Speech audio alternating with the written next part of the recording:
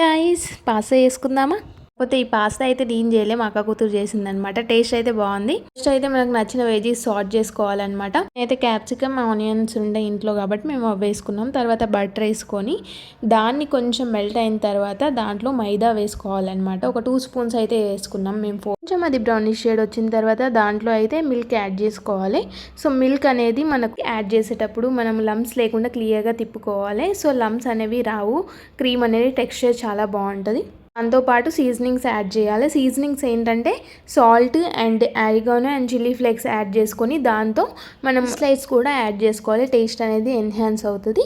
And మీరు ఒకసారి pasta వేసేటప్పుడు చీజ్ కొంచెం ఎక్కువ యాడ్ చేసుకొని చేయండి, చాలా బాగుంటుంది. అండ్ దీంతోపాటు చేసిన మ్యాక్రోనీ ఏదైతే ఉందో అది ఈ క్రీమ్లో యాడ్ చేసుకోవాలన్నమాట. మిక్చర్ని మంచిగా సార్ట్ చేసుకొని సర్వ్ చేసుకోవడమే. పాస్తా అయితే చాలా ఈజీ అనిపించింది నాకు. మీరు ఎప్పుడైనా ట్రై చేశారా? ట్రై చేస్తుంటే కమెంట్ చేయండి అండ్ సబ్స్క్రైబ్ చేయండి నా